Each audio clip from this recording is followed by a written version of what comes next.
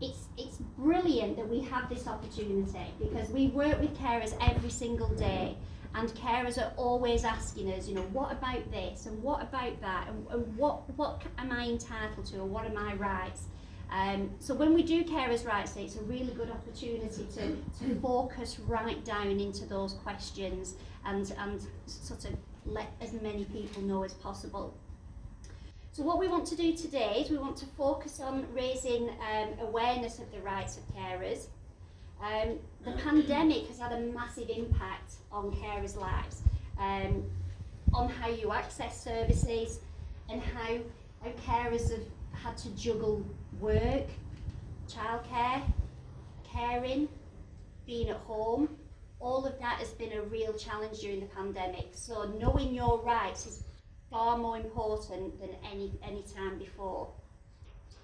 So whether you're a new carer, or whether you've been a carer for a while, whether you're a professional, or whether you're from an organisation that's supporting carers, then this is why you need to be here today, just to get that information. Because once you are informed, once you know, when somebody comes to you and says, what about, you've got that knowledge, you're armed and ready to go.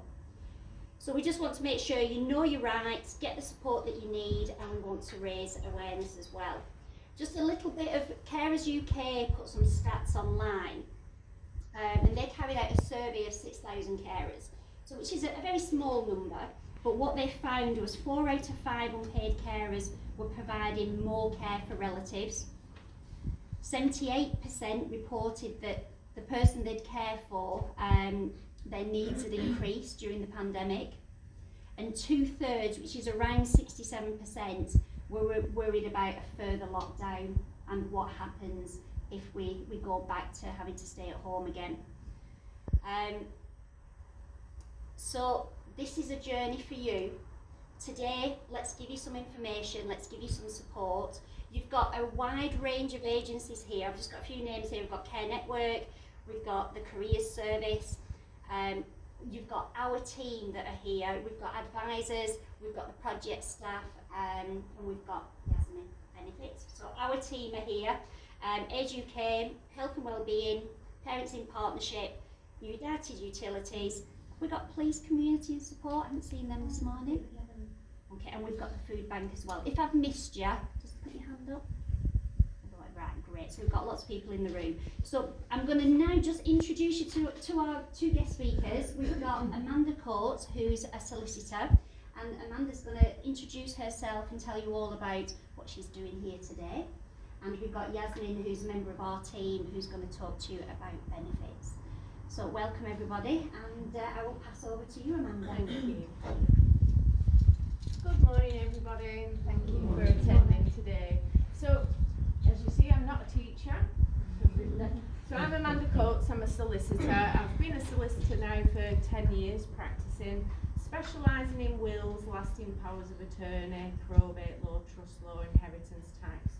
But I do come across people who need advice about the Care Act, and especially the older people that may be going into the care system and things under that. So I just wondered this morning, if you wanted to shout out, what do you want to get out from this legal bit of the talk? What were you hoping that I was going to cover? Anything in particular? Powers of attorney. Powers of attorney, yes, I will be covering them. Is there anything else that anybody wants me to cover in particular, or shall I just give you a quick... The financial side, how much liability do husbands and wives and partners have for their loved ones' care if they go into... Yeah, so how much capital you're allowed to have before they look at you funding your care? Yeah. Yeah, that's fine, I'll do that. So I'll start really with why I've written these organisations down, Age UK and Alzheimer's Society. I just find that they've got really great fact sheets. Obviously here at Blackburn and Darwin they've got great information as well, and always people here on hand to help you. But they have fact sheets that you can go on. If you're not on the computer, obviously here at the centre they've got sort of fact sheets for you as well that cover a wide range of situations. But the one that I've put here as well is the Office of Public Guardian. These are about lasting powers of attorney, the powers that you get in place should you lose mental capacity. They are very geared up and going towards an electronic portal now where you can make online applications, but I know that's not for everybody, not everybody's comfortable with a computer, so we still do sort of paper applications as well, but it does have a lot of information. You can make the application at this address here. It's a .gov website. Don't go on any other website but the official .gov one. So I'm going to talk about the Care Act, and that the reason that the Care Act's here is to help you as carers and the people that you care for. It's a very wide and deep law. This is the Bible all about it, so you can see that it's not a simple, always developing case law around it. So it's to strengthen the rights of individuals and families to promote fairer and more personalised care, and it shifts the focus of local authorities to support individuals and champion their well-being. So under this Care Act, the local authority have a duty to assess, and that's assess the carers and the adult. They assess the needs on all aspects of well-being. It's very outcome-based. They need to assess the extent to the care and support and how that would contribute to the outcome. So it's not one size fits all. It's very much geared to the individual now. And this national framework was introduced and used regardless of where you live in the UK. So it should be the same for everybody, no matter where you live. There's very much an emphasis on early intervention. So local authorities have a legal duty. So that's the Care Act. It's a legal framework and legal duties, and they have to follow the framework, guidance and protocol. They've got to prevent, reduce and delay people's needs from worsening. And their aim is to have responsive local authorities that are able to support people at a very early stage. So this is your opportunity as carers to use this act to challenge decisions. The well-being of individuals and carers, adults that you're caring for and yourself as carers, this well-being principle underpins the act, and the local authority must promote this. That's actively encourage. So also under this act, it covers personal budgets, direct payments, which you may or may not use or have heard of, but this gives a greater choice and control for the individual and how money is spent to meet their needs. The local authority must be transparent in their calculations, and the money must be sufficient to meet the person's needs. And all sort of dealings with direct payments, personal budgets, must be done in a timely manner. So the direct payment must help meet needs, support the outcomes. It must be written into the care plan, and obviously there is regulations and guidance that they must act under. So this is a bit now about paying for care under the Care Act 2014. So this again is dealt with under regulations and statutory guidance, and local authorities have discretion to charge for all types of care and support services. Regulations operate to determine the maximum amount that can be charged, and they must follow this. And it should be set out in the financial assessment process. You asked the question about how much can somebody have before they consider funding. So your capital is assessable over £23,250. So if you've got capital over that amount, then you have a financial assessment and it's based on that capital. Now if that amount drops down to 14,250, then they will assess you again, and your contributions are £1 per week to cover cost of care for every £250 of capital you have. So when the capital that you have, so money in the bank, property if it's your own property, If it falls between 14,250, then you should start contributing to your care, and the local authority have to help. But obviously, dependent on your placement, it may be that they look to family to top up any sort of shortfall that there may be. So again, it's all dealt with under a very specific framework. Some of the assets that you have, the local authority have to disregard them. It's called mandatory disregard of capital. So say husband and wife are living in a property that they jointly own, and say husband has to go into care. Now the local authority should not look at the property for financial assessment. That should be automatically disregarded. It's when, unfortunately, there's one person remaining and they have a property, they will look at that property to financially assess you, unless you've got a dependent living with you, a child or relative, again, certain criteria. Now, even if the child is sort of the age is 60, I believe, if they're around the age of 60, they should disregard that property as well. Sometimes when people go into care, so we're talking about placements in full-time care, and their care is more medical than social, there is such thing as called Nhs Continuing Healthcare. Has anybody heard of that? Very, very difficult to be put in place and get, but there is the opportunity to have an initial assessment via a checklist, and if that initial checklist is passed, then you move on to the full assessment that should be done with 2 professionals. It's a multidisciplinary team, and the family should be involved with that. You should be at the meeting, you should be able to contribute and to discuss that person's needs. They look at different domains when they're doing this assessment, and some of them, to mention others, are breathing, the skin and mobility. So you're scored on a priority, severe, high, moderate, low or no need. I have helped somebody in the past to go through the appeal process.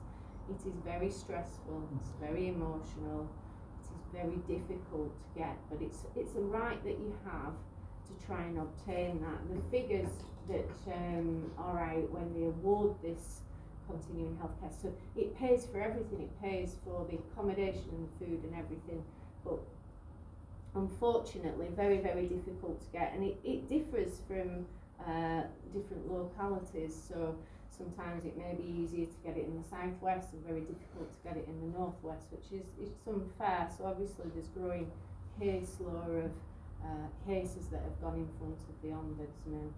I mean, obviously when you are dealing with local authorities and you're not getting the answers and you believe that you are right and they're sort of breaching this case law and regulations, it is your right to complain and follow their complaint procedure, and then you have the Ombudsman to go to should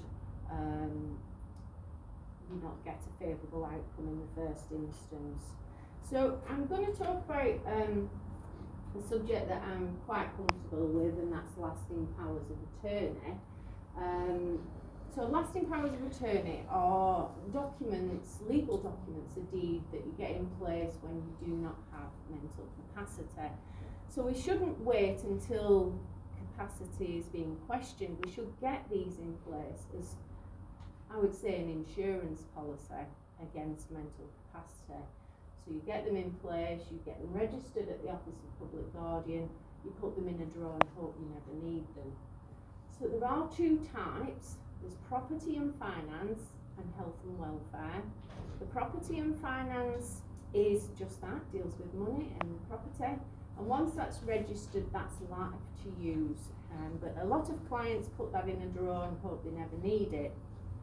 You appoint attorneys, people that you trust, people that you absolutely 100% trust, because these people, once they're appointed and it's been registered, they all like you, so they can go down to the bank and move money around. However, they should follow the Mental Capacity Act rules and always act in your best interest. So if you don't have capacity, you're acting in that person's best interest. If you do have capacity, you're like their little helper and you're going to the bank and sorting things out. The health and welfare, I believe, just has the slight edge on the property and finance in that it deals with the more social aspect of your life, so where you live, what you eat, what you wear. And this can only be used if you don't have mental capacity. Because up until that point, you can tell doctors, social services what you want, what you don't want. So when this is registered and capacity is lost, the attorneys can be like use. There's a very important part in this paper that you sign and you decide at the time of setting it up, and that's, do I give my attorneys the power to consent or refuse life-sustaining treatment? And that's not a do not resuscitate, that's different. That's when you've died and they bring you back to life. This is to do with, God forbid, if you're ever on life support, and that would be your worst nightmare. So no prospect of recovery, no quality of life.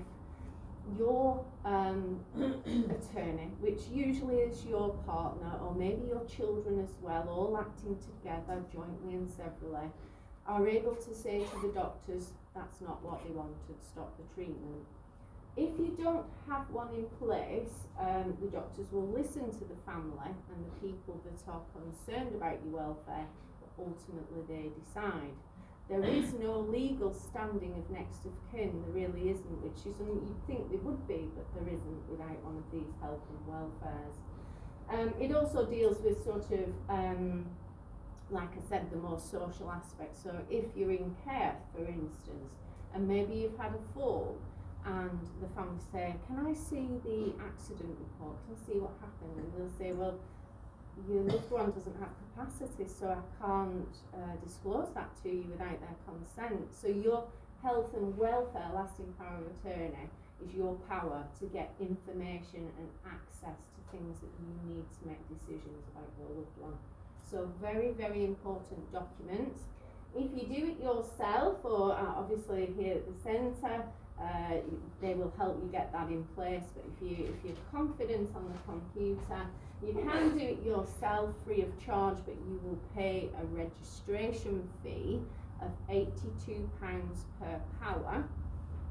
If you have a low income, so you don't pay income tax, then you get 50% reduction on the court fee, so you'll pay 82 instead of 164.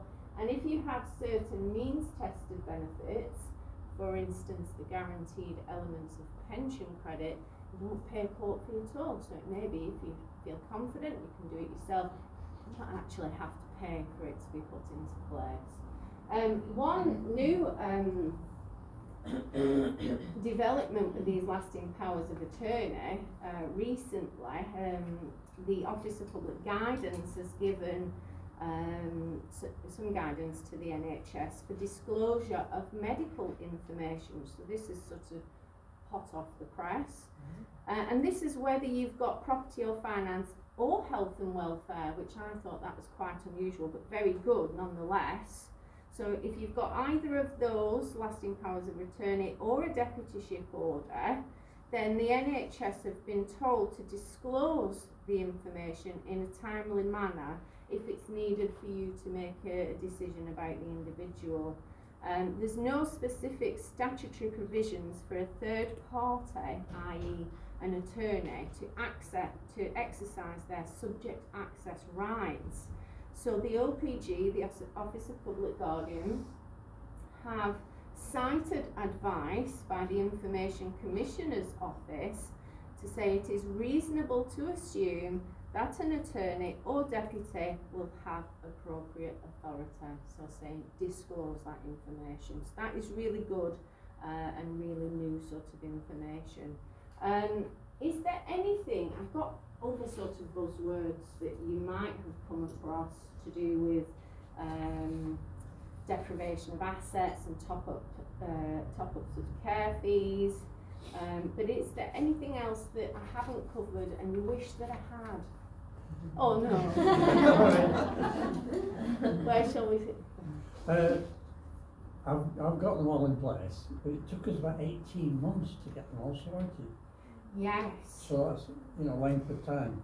Yeah, the Office of Public Guardians say their official sort of wait time for getting these lasting powers of attorney in place are 5 months, 20 weeks.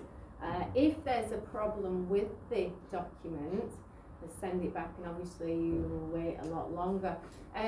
There is a general power of attorney that you could use in the interim, which is sort of a deed that allows you access to maybe a bank account. It only deals with the financial side of problems.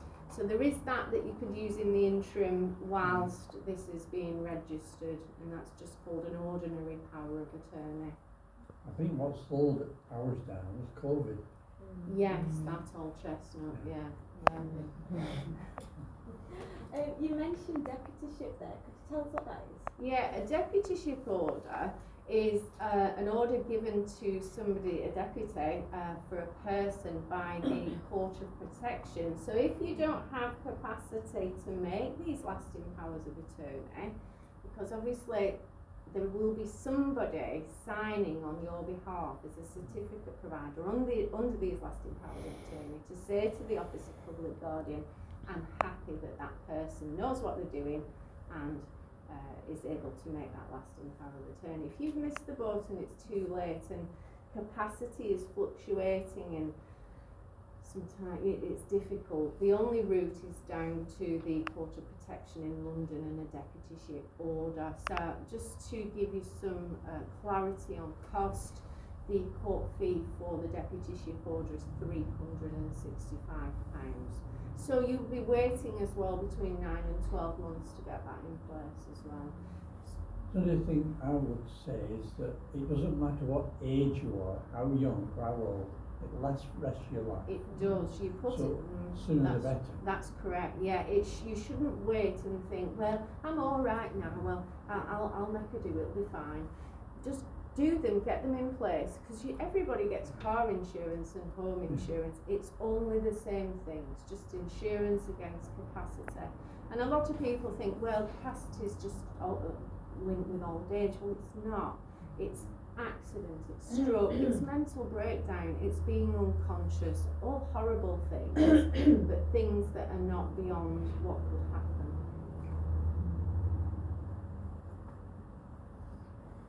Just wanted to say the wait times to get forms back are quite high at the moment, and with some of the forms that we've completed recently, it's taken 6 months.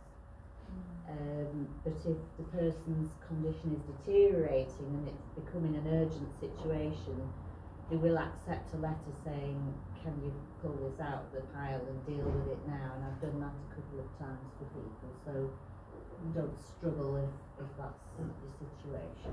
Ask for help. Yeah, fast track. Martin, be kind. Amanda, hi. If somebody's made a power of attorney, but later they want to change the terms, or they want to change the person to whom they've made the power, what can they do? Can they vary or amend it, or even rescind the power that they've made and make a new one? Yeah, absolutely. As long as you've got capacity to do so, you can revoke that power of attorney, but what you would want to do is get the new one in place first and registered, and then it's just a deed to revoke the old one, and you'll take that I was off the thinking register. particularly where, say, a number of years have lapsed, but say family relationships have Sometimes in that it's no time. longer relevant. Yeah. So absolutely. As long as you've got power to your capacity to do the revocation at any time, you can do that. Absolutely. So is that the same process on the same forms? And then you get a You just do another power of attorney, same as you would. You appoint your new people, and then when it comes back registered, it's just a pro forma revoking it. I can let you have that, I'm sure. Amanda, can I? Yeah. What safeguards or support is available to people once they have to take over as attorneys? because setting up the process is more pretty straightforward when you've got capacity, but when you lose capacity, attorneys have to step in. You mentioned the mental capacity regulations, and not everybody's aware of them. So what safeguards and support is available once you're in that position?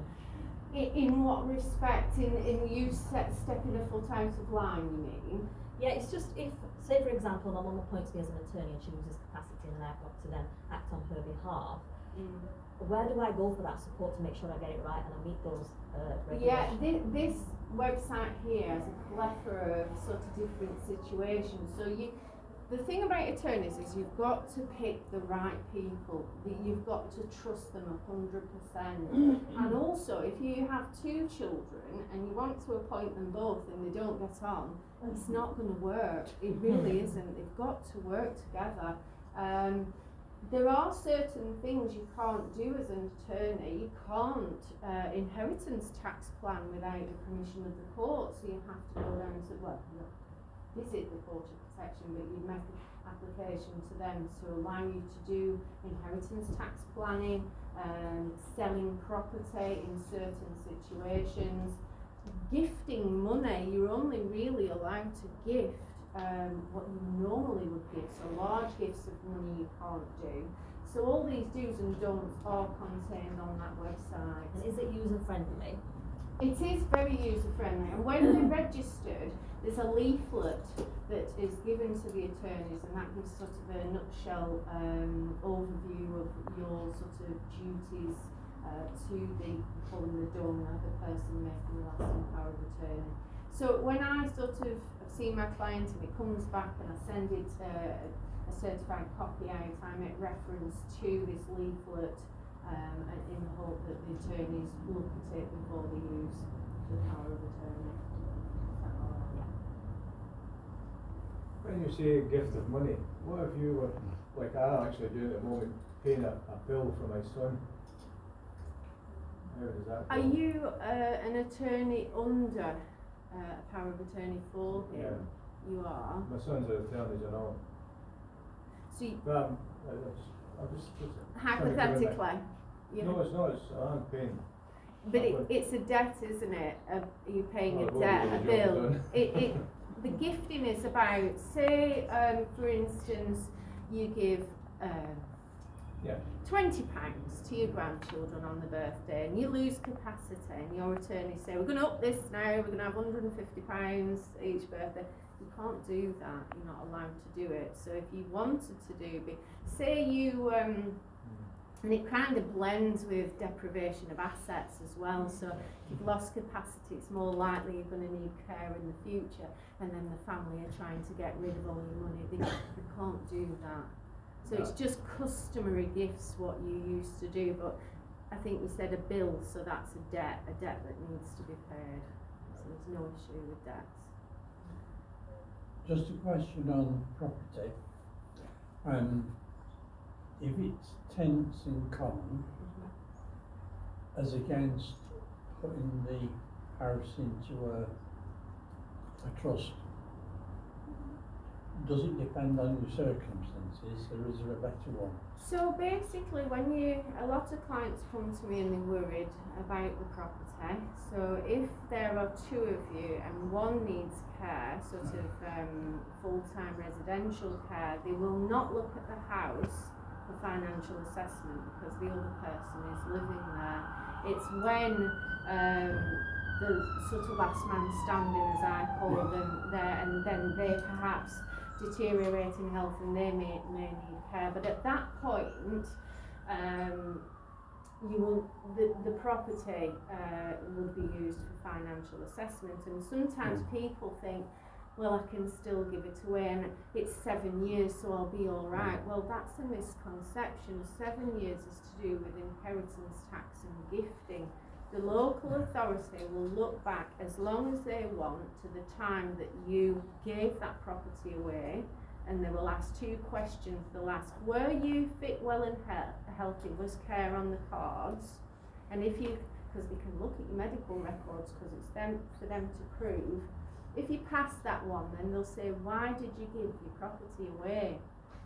And if you say, well, I didn't want to pay care fees, they'll say, well, I'm sorry, that's divesting yourself of assets.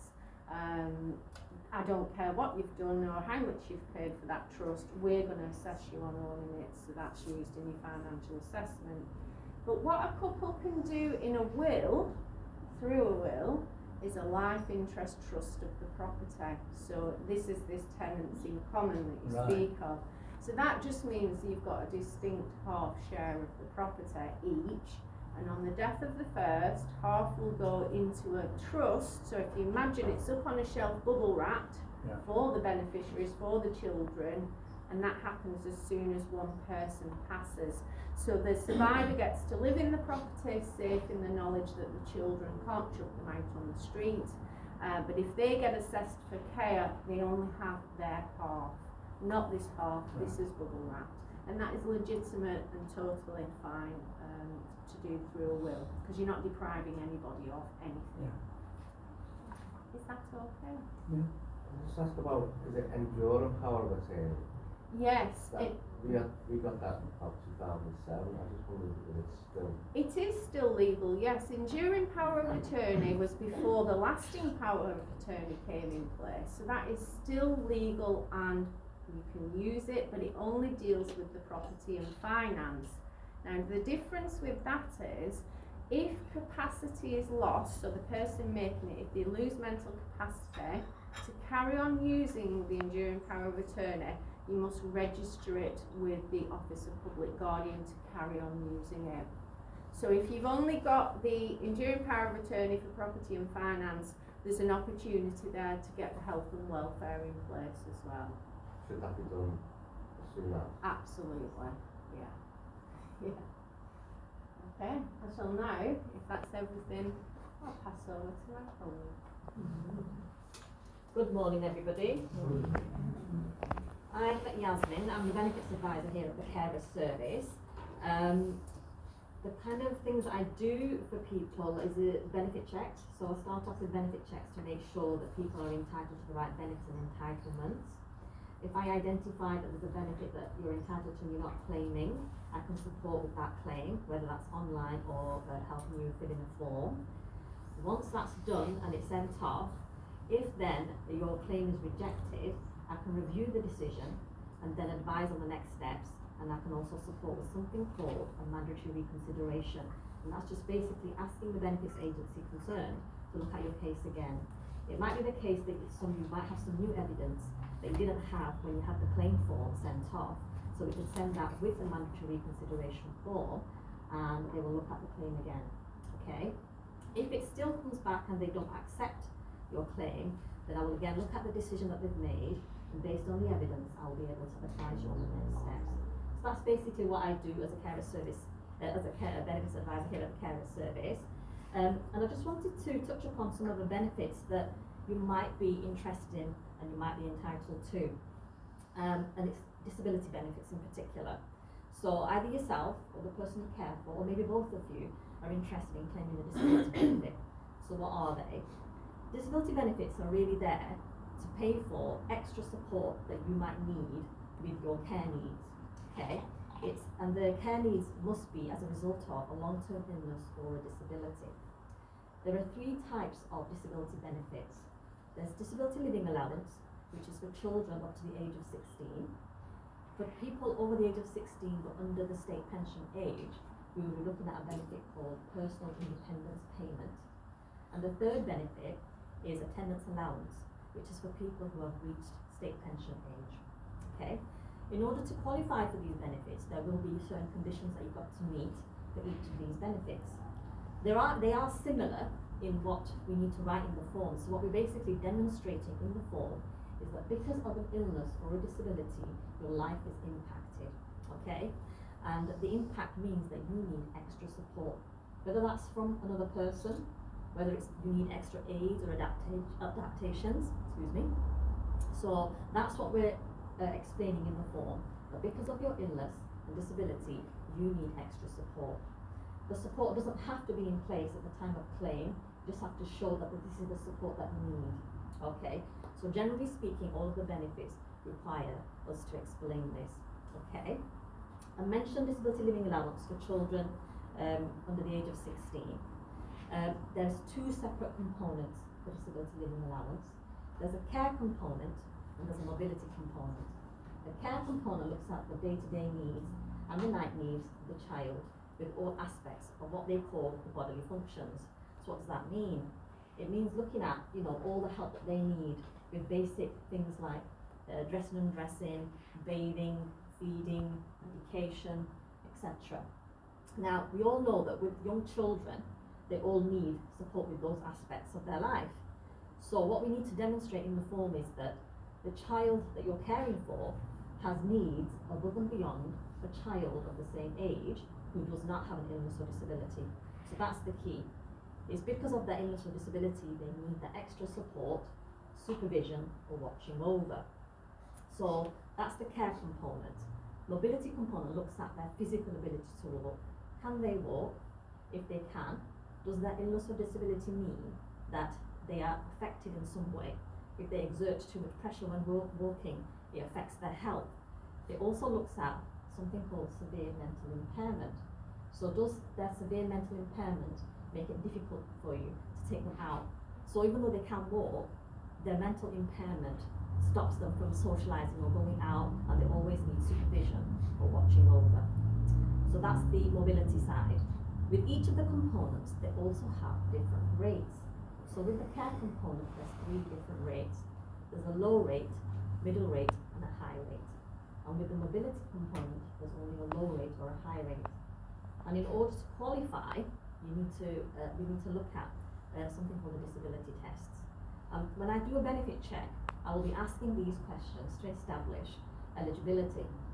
So I'll be asking several questions to check in on the age, the disabilities, and I can get an idea of what they might be eligible for. Okay. The next benefit that I mentioned, personal independence payment for people over the age of 16 and under the state pension age. It also has 2 components. Again, they are called daily living, which is similar to the care component, and mobility.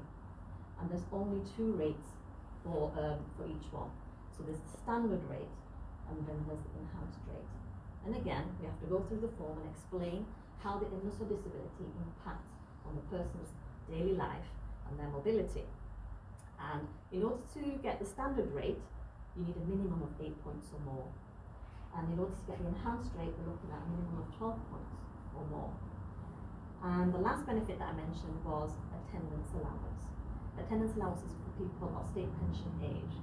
The key thing with attendance allowance is there is no mobility component, so they don't look at the person's physical ability to walk. They only look at the care needs the person has. And again, they only have a low rate and a high rate. So as I explained earlier, in order to qualify for these benefits, you need to meet all the qualifying conditions, and we need to really demonstrate that their care needs stem from a long-term illness or a disability. Is that okay? Yeah, understand it.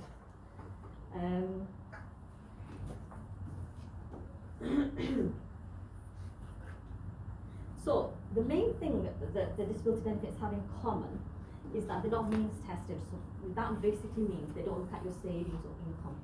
So if you have income or savings, that's not taken into consideration. The disability benefits focus purely on your illness and disabilities, okay? And having a diagnosis on its own does not qualify you for the benefit, okay? Having a diagnosis will support the claim, but if you haven't been given a diagnosis, that's okay as well, as long as we can prove that the illness or disability that the individual has is affecting their day-to-day life, okay? Once you're awarded one of these disability benefits, it can lead to other entitlements. So you might be entitled to other benefits. So if you receive one of the disability benefits, the person that cares for you might be able to claim carer's allowance. If you've got other benefits, you might just get some additional money in those benefits. So for the use of universal credit, if you get a disability benefit, you might be entitled to the disability elements. If you're a carer and you don't qualify for the carer's allowance, you might get the carer element. I'm going to go on to now the carer's allowance. The first rule of the carer's allowance basically is that the person that you're caring for must be in receipt of one of the disability mentions, one of the disability benefits that I've mentioned. Okay, So, with the disability benefits, again, when I mentioned the rates, if you're caring for a child, the child must be in receipt of middle rate or high rate care component, okay? If you are caring for somebody who's in receipt of personal independence payment, if they're in receipt of the daily living component, you can be the low or the enhanced rate, then they can apply. And if you're caring for somebody who has attendance allowance, then either rate is fine. So that's the key thing we'll be looking at.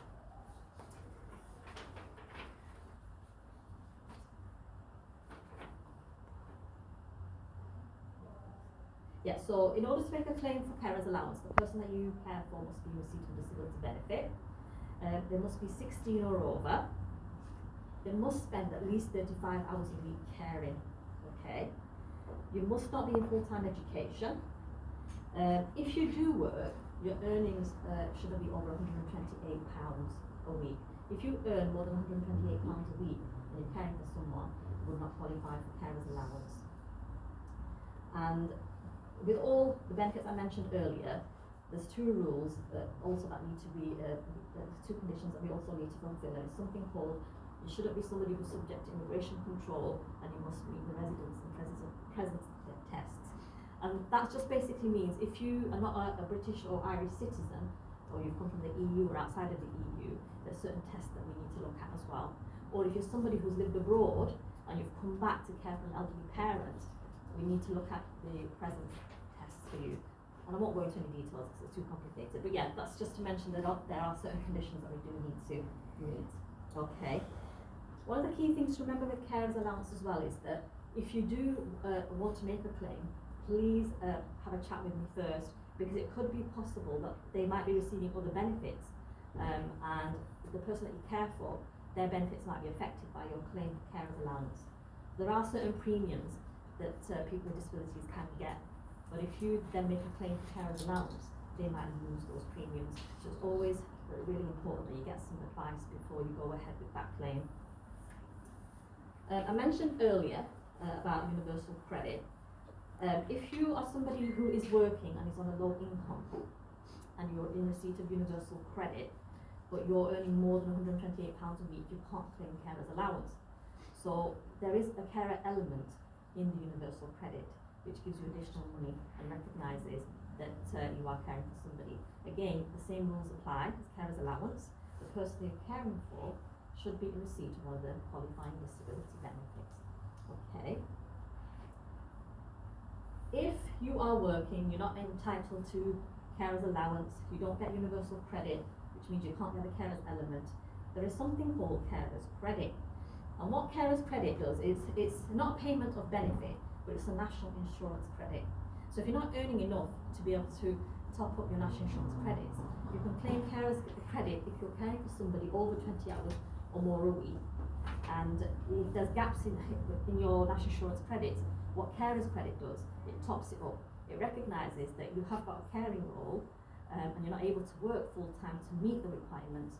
So what happens is they will, with carer's credit, your national insurance credits will be topped up, and then hopefully there's less of a gap in your records, so that when you get to state pension age, you receive the full entitlement. And last but not least, I want to touch upon bereavement benefits. Sadly, obviously, we've all been through a pandemic and we have lost a lot of people. And if you are somebody who was caring for somebody and you lost that person, we do have support for up to 12 months. And one of that support will be benefits advice. So please get in touch if you think that you might be entitled to some bereavement benefits. There's something called the bereavement support payment, and again I'll be looking at the qualifying conditions for that. And you may also get support with funeral payments as well.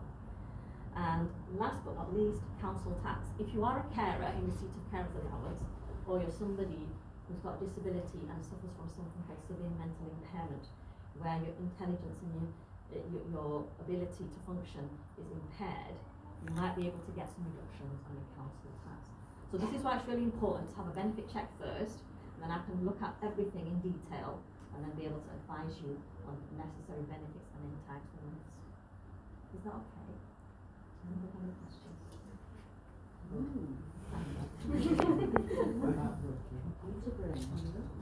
head of services here at the Carer Service, and I just want to thank the speakers today. So I'm really glad I don't have to remember everything that Yasmin does, because I wouldn't stand a chance. If you do have any questions around benefits or anything you might be entitled to, then you can book a benefit check with Yasmin. It's free, obviously. You know, we'll phone the centre, get in touch with us, and we'll put you in for an appointment. Thank you as well to Amanda for coming and giving us a whistle-stop tour of the Care Act and powers of attorney, and a very quick legal overview. And again, I'm just glad that I don't have to remember everything you do, because I wouldn't stand a chance. For anyone that doesn't have a will in place, or your will's old and you want it reviewing, that is possible. So come and speak to one of us, and we can, you know, put you in touch. And Amanda's actually, am I allowed to say that you're part of the Free Simple Will? Yeah, Yeah, absolutely. okay. Yeah. Do you want to say just a few words about that? Yeah, Like the Free Simple yeah. Will? So I work with Cancer Research UK to offer anybody over the age of 18 a free simple will. So it's really great to get that sort of foundation cornerstone document in place. I work very much on Zoom. I know not everybody's happy with sort of on the computer, but it does work for some people that they can give their instruction from their own home and feel comfortable. It's a great thing to be involved with, and a great sort of service to provide for free. And so we know that a lot of people, when we're speaking to carers and recommending that they get a will in place, some of the things we hear is that they might just not have, you know, the funds. They find them prohibitively expensive to pay for a solicitor right now. So the scheme that Amanda's involved with means that you don't pay any money now. The hope is that you leave a legacy to Cancer Research, you know, in your will. But you don't have to. But you It's don't, not yeah, mandatory. you don't have to. It's not mandatory, but you've got your documents in place. So no matter what age you are, no matter what your circumstances, it's a chance for everybody to avail of a free will. So talk to us as well if you want one of those setting up. And I suppose I just want to thank you for coming, because I know, as Sam said earlier, it is daunting coming back into the centre to a room full of people and listening to talk. So thank you for coming out today. And I'd like to invite you to talk to some of the stall holders we've got. So, as Sam said earlier, we've got quite an array of stall holders. We've all got some really valuable information. If you want to speak to any members of staff at the Carer Service, just look for us lovely lot with the lanyards on, and we'll answer anything you've got. And also, if you're on your way out today, just take a look at our notice board, because we've got loads of trips, activities, groups, things you can get involved with as well. So now that we're starting to open up again, we'd love to see your faces again on events like this. So I think that's, without further ado, go and get a brew, help yourself to cakes and biscuits if there's any left, and talk to the staff. Thank you. Thank you.